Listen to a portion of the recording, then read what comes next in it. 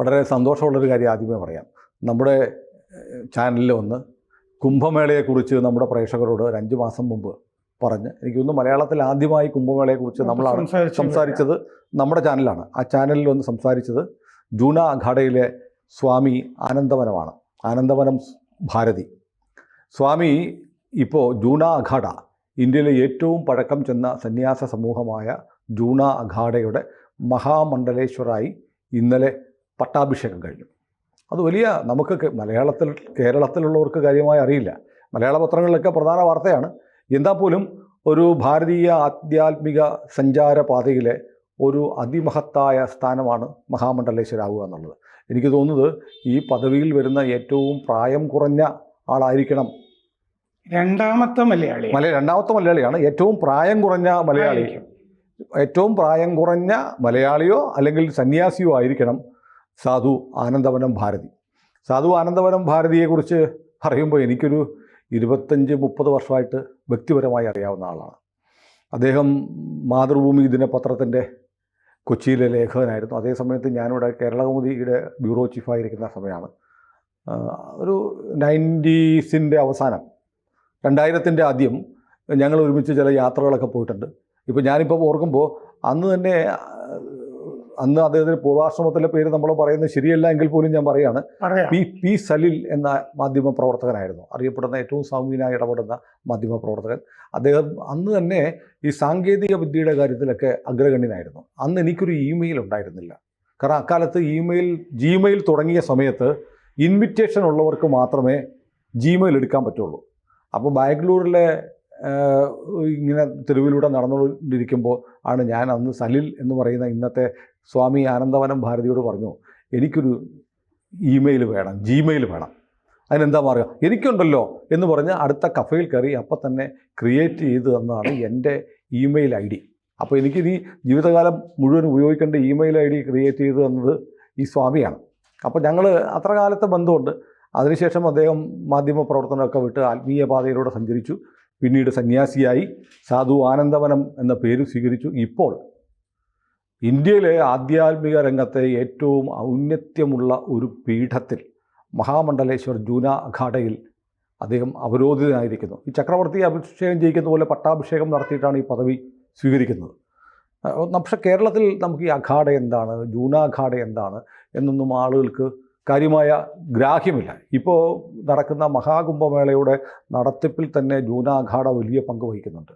ഒരു കൈയിൽ രുദ്രാക്ഷവും മറുകൈയിൽ ആയുധവും ഏന്തിയ സന്യാസിമാർ എന്നാണ് ഈ അഖാഡകളിലെ സന്യാസിമാരെ കുറിച്ച് പറയുന്നത്.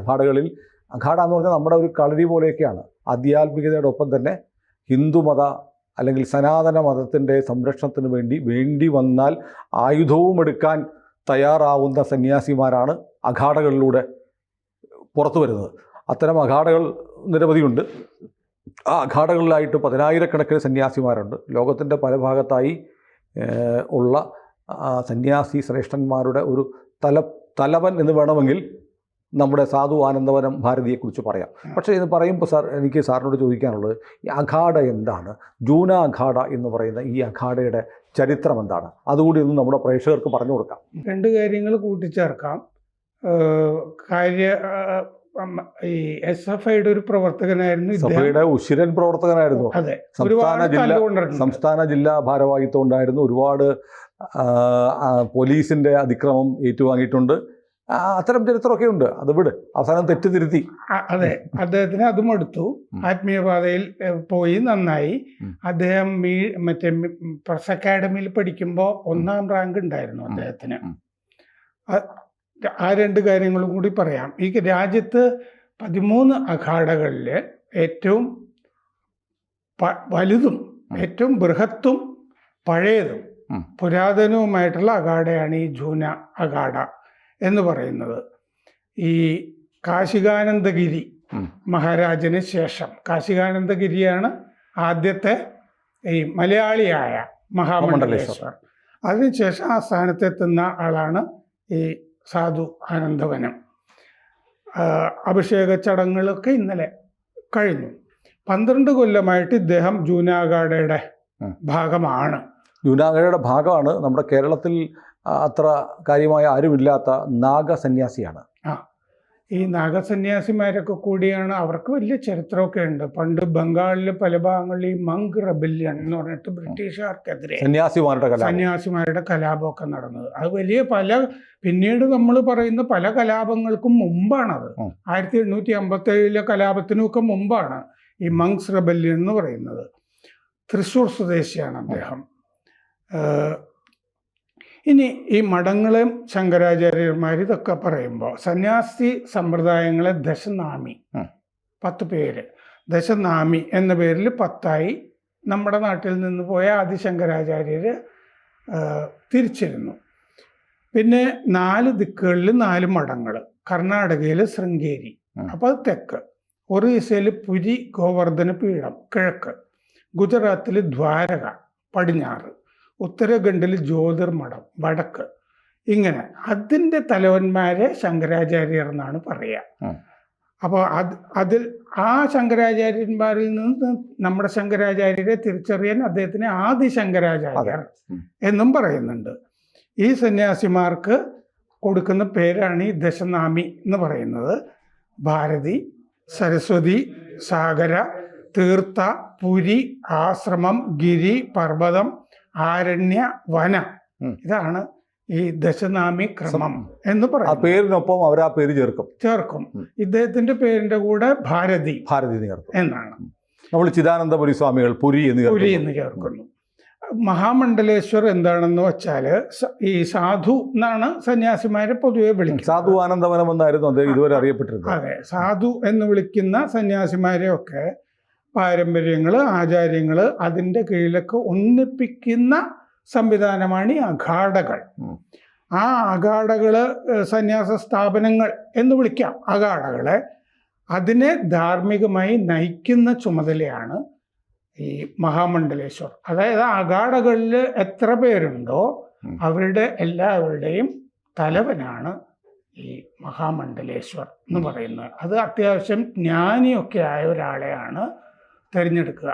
ഇതിനു മുമ്പത്തെ കാശികാനന്ദഗിരി എന്ന് പറഞ്ഞു കഴിഞ്ഞാൽ വ്യാസന് ശേഷം ഏറ്റവും കൂടുതൽ സംസ്കൃതം ഈ രചനകൾ എഴുതിയിട്ടുള്ള ആളാണ് അദ്ദേഹം BA-ക്ക് കാശി സർവകലാശാലയിൽ പഠിക്കുമ്പോൾ അദ്ദേഹത്തിൻ്റെ ഒരു പുസ്തകം MA-ക്ക് പഠിക്കാനുണ്ടായിരുന്നു.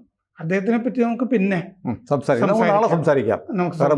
കേരളത്തിൽ നിന്ന് ആദ്യം മഹാമണ്ഡലേശ്വരായ സ്വാമിയാണ് അദ്ദേഹം. അതെ. അപ്പം മഹാമണ്ഡലേശ്വർ ചിലപ്പോൾ ഒരു മഹന്ത് എന്ന് പറഞ്ഞൊരാള് അഖാഡയിൽ ഉണ്ടാകാം. മൊത്തം ഇതിൻ്റെ ഒരു ആചാര്യൻ എന്നുള്ള അതിലേക്കൊരു മഹന്ത് ഉണ്ടാകാം. മഹന്ത് ഇല്ലെങ്കിൽ തന്നെ ഈ മഹാമണ്ഡലേശ്വറാണ് ഇതിൻ്റെ ചുമതലകൾ മുഴുവൻ വഹിക്കുന്നത്. അതായത് മഠാധിപതി എന്ന് പറയാം. അതായത് ഇന്ത്യയിലെ ഏറ്റവും പുരാതനമായ ഏറ്റവും വലുതുമായ അഖാഡയുടെ മഠാധിപതിയാണ്. ഇപ്പോൾ ഈ ജൂനാഖാഡയുടെ കീഴിൽ ആയിരക്കണക്കിന് സന്യാസിമാരുണ്ടെന്നാണ്. ഉണ്ട്. അവരെ മുഴുവൻ നയിക്കുന്നത് ഇദ്ദേഹമാണ്. ഇന്റലക്ച്വൽ, ഫിസിക്കൽ ലീഡർഷിപ്പ് ഒക്കെ ഇദ്ദേഹത്തിൻ്റെതാണ്. അഖാഡയുടെ കാര്യം നേരത്തെ പറഞ്ഞല്ലോ, ഗുസ്തി, ഗോദ എന്നൊക്കെയാണ് അർത്ഥം. അല്ലാതെ നമ്മൾ എടുക്കുകയാണെങ്കിൽ സംവാദവേദി എന്നും അഖാഡയ്ക്ക് അർത്ഥം പറയാം. ആ ഗുസ്തി നടക്കുമ്പോൾ സംവാദമാണ്, ആശയ ഗുസ്തിയാണ്. അതെ. അല്ലാത്ത സമയത്ത് അല്ലാത്തതും ആകാം. സാധന, ജപം, തപസ്, അതിന് പുറമെ ധർമ്മ സംരക്ഷണത്തിനായി പോരാട്ടം, ഇതൊക്കെ അഖാഡകൾ ചെയ്യും എന്നാണ് കരുതുന്നത്. ശരിക്കും അംഗീകൃത അഖാഡകൾ 13 എണ്ണമേ ഉള്ളൂ. ഡ്യൂപ്ലിക്കേറ്റ് അടുത്ത കാലത്ത് ഉണ്ട്. 2019 ഒരു അഖാഡയിൽ ഈ കുംഭമേളയുടെ സമയത്ത് മമത കുൽക്കർണി സന്യാസിയായി. ഇപ്പൊ സന്യാസിയായതേ ഉള്ളൂ. കിന്നാർ എന്ന് പറഞ്ഞിട്ട് അതിന്റെ മഹാമണ്ഡലേശ്വരായിട്ടും അവരെ നിയമിച്ചു. സന്യാസിയായ ഒരു ബന്ധമില്ല. ഈ ഡോക്ടറേറ്റ് മേടിക്കുന്നില്ല, കാശ് കൊടുത്ത് ഡോക്ടറേറ്റ് മേടിക്കുന്ന പോലെയാണ്. അങ്ങനെയാണ്. ഇവര് കുറച്ച് ചില്ലറ ആർക്കെങ്കിലും കൊടുത്തിട്ടുണ്ടാവും, അങ്ങനെ ആയിട്ടുണ്ടാവും. അത് വലിയ അഖാഡ തന്നെ പുതുതായിട്ടുണ്ടായതാണ്, 2019 ഉണ്ടായതാണ് അത്. അപ്പോൾ 13 അഖാഡകളാണ് അംഗീകൃതം. അതിൽ ശങ്കരാചാര്യര് സ്ഥാപിച്ച 7 എണ്ണം ശൈവ അഖാഡകളാണ്. ആ ശൈവ അഖാഡകൾ ഉണ്ടല്ലോ 7 എണ്ണം, അതിലാണ് ഈ ദശനാമി സന്യാസിമാരെ ക്രമീകരിച്ചിരിക്കുന്നത്. ശങ്കരാചാര്യർ ഉണ്ടാക്കിയ സിസ്റ്റം. ഈ 7 അഖാഡകളിൽ ആ ദശനാമി, പുരി, ഭാരതി ഇവരെയൊക്കെ ക്രമീകരിച്ചിരിക്കുന്നു. ജൂന ഒന്നാമത്തെ, ഭൈരവ് എന്നും പറയാറുണ്ട്, ജൂന അഖാഡ, നിരഞ്ജനി, നിരഞ്ജനിയിലായിരുന്നു മറ്റേ ആദ്യത്തെ മഹാമണ്ഡലേശ്വർ, അടൽ, ആവാഹൻ, ആനന്ദ്, അഗ്നി, മഹാനിർവാണി. ഇത്രയുമാണ് ശങ്കരാചാര്യ സ്ഥാപിച്ച അഖാഡകള് ദശനാമി സമ്പ്രദായത്തിലെ സന്യാസിമാരുള്ളതും. ഇത്രയുമാണ് ശരിയായ അഖാഡകള്. അപ്പോൾ ഇതിൽ ജൂന അഖാഡയാണ് ആദ്യമുണ്ടായത്, ഏറ്റവും വലുതും. കുംഭമേളയിലെ ഏറ്റവും പ്രധാനപ്പെട്ട പങ്ക് വഹിക്കുന്നത് ജൂന അഖാഡയാണ്. ശരിക്കും അതിൻ്റെ മേൽനോട്ടം നിയന്ത്രണമൊക്കെ ജൂന അഖാഡയുടെ കയ്യിലാണ്. അതിൻ്റെ ആസ്ഥാനം വാരാണസി. ഈ നിരഞ്ജനി അഖാഡയുടെ മഹാമണ്ഡലേശ്വരായിരുന്നു സ്വാമി കാശികാനന്ദഗിരി, നമ്മുടെ നാട്ടിൽ നിന്നുള്ള ആള്. വിഷ്ണു ഭക്തരുടേതാണ് നിർമോഹി അന്നി അഖാഡ, ഇത് ശൈവ. ശ്രീ ദിഗംബർ ആനി അഖാഡ, ശ്രീ നിർവാണി അഖാഡ തുടങ്ങിയത് വൈഷ്ണവ അഖാഡകളാണ്. ഈ ഗുരുനാനാക്കിൻ്റെ മകൻ ശ്രീചന്ദിൻ്റെ പ്രബോധനങ്ങളൊക്കെ പിന്തുടരുന്നവരാണ് ശ്രീ പഞ്ചായത്തി ബഡ ഉദാസീൻ അഖാഡ, ശ്രീ പഞ്ചായത്തി നയ ഉദസി അഖാഡ, ശ്രീ നിർമ്മൽ പഞ്ചായത്തി അഖാഡ തുടങ്ങിയ ഉദാസീൻ അഖാഡകൾ. അത് ഈ സിഖുകാരുടേതാണ്, ഗുരുനാനാക്കിൻ്റെ പാരമ്പര്യത്തിൽ നിന്നുള്ളവർ. നമ്മളുടേത് എന്ന് പറയുന്നത് പ്രധാനപ്പെട്ടത്. പക്ഷേ ഇത് സിഖുകാരുടെ ആണെങ്കിലും ഇവർ ഇതുമായിട്ടൊക്കെ ചേർന്ന് നിൽക്കുകയാണ്. സിഖ് മതം പോലും നമ്മൾ പൊതുവിൽ കരുതപ്പെടുന്നത് ഹിന്ദു മതത്തിന്റെ ഒരു അവാന്തര വിഭാഗം പോലെയാണ് സിഖ്, ജൈന, ബുദ്ധ എന്നൊക്കെ പറഞ്ഞത്.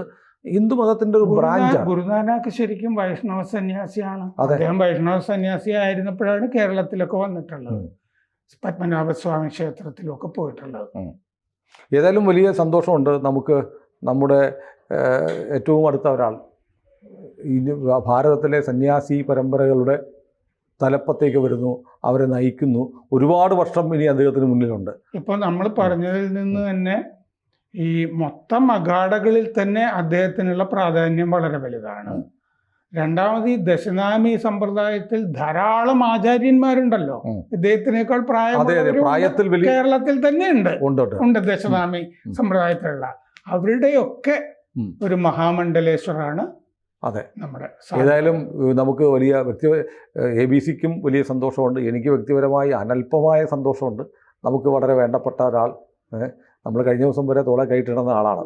അപ്പോൾ മഹാമണ്ഡലേശ്വർ എന്ന് പറയുന്ന ഒരു വലിയ ആദരണീയമായ പദവിയിലേക്ക് എത്തിയ സ്വാമിക്ക് നമ്മൾ ആശംസകൾ പറയുന്നത് അനുചിതമാണ്. എന്നാൽ പോലും നമുക്ക് നമ്മുടെ സ്നേഹം കൈമാറാം. നേരത്തെ ഇമെയിലിൻ്റെ ഒരു കഥ പറഞ്ഞില്ലേ, എനിക്കും ഒരു ഇമെയിൽ വഴിയാണ് ഈ സാധുവനത്തിന് പരിചയം. ഞാൻ ഉർവാരുകം എന്താണ്, കാരണം മനോരമയുടെ ഒരു ഓൺലൈനിൽ ഈ മൃത്യുഞ്ജയ മന്ത്രം പറയുമ്പോൾ ഈ ഉർവാരുകം അടർന്നു പോകുന്നത് പോലെയാണ് മരണം എന്ന് മൃത്യുഞ്ജയ മന്ത്രത്തിൽ പറയുന്നുണ്ട്. എന്താണ് ഉർവാരുകം എന്ന് രണ്ട് തരത്തിൽ. ഒന്നൊരു മറ്റേ പുഷ്പം, മറ്റേ വെള്ളരിക്ക പോലെ പെട്ടെന്ന് അടർന്നു വീഴുന്നത് നമുക്ക് ഇതിലൊക്കെ കാണാം, യൂട്യൂബിലൊക്കെ അങ്ങനെ അടർന്നു വീഴുന്ന ഒരെണ്ണം കാണാം. പക്ഷെ ആചാര്യ നരേന്ദ്രഭൂഷൺ പറയുന്ന ഇതെന്താന്ന് വെച്ചാൽ, നമ്മൾ ഈ ഷമാം എന്ന് പറഞ്ഞ കായയില്ലേ ഷെയ്ക്കൊക്കെ അടിക്കുന്നത്, ഷമാം ചെറിയ ഓഫ് വൈറ്റ് ആയിട്ടുള്ള കുറച്ച് മഞ്ഞ വീഴുകയാണ്.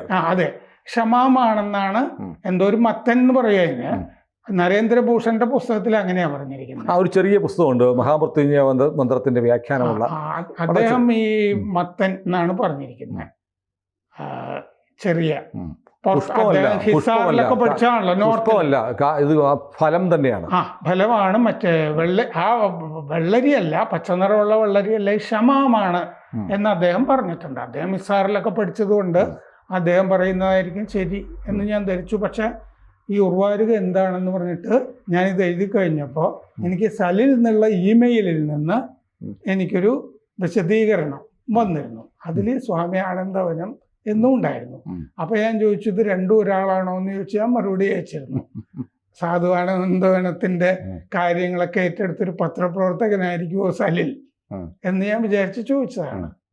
ഏതായാലും നമുക്ക് കിട്ടിയ സ്വാമിയെ സംബന്ധിച്ച് പരന്ന വായനയുണ്ട്. ലോകകാര്യങ്ങൾ സജീവ രാഷ്ട്രീയ നിരീക്ഷിക്കുന്ന ആളാണ്. രാഷ്ട്രീയ കാര്യത്തിലൊക്കെ അദ്ദേഹത്തിന് വ്യക്തിപരമായ അഭിപ്രായമുണ്ട്. നമ്മൾ ചിലപ്പോൾ സ്വകാര്യ സംഭാഷണത്തിൽ പറയാറുണ്ട്. വ്യക്തമായ രാഷ്ട്രീയ നിലപാടുണ്ട്. അതോടൊപ്പം തന്നെ പുതിയ കാലത്തിന് അനുഗുണമായ സാങ്കേതിക വിദ്യകളും കൈവശമുള്ള ഒരു മോസ്റ്റ് മോഡേൺ ടെക്നോളജി കരഗതമായിരിക്കുന്ന ഒരു സ്വാമിയെ തന്നെയാണ് ഇന്ത്യയിലെ ഏറ്റവും പൗരാണികവും വലുതുമായ സന്യാസ സമൂഹത്തിന് നായകനായി ലഭിച്ചിട്ടുള്ളത്.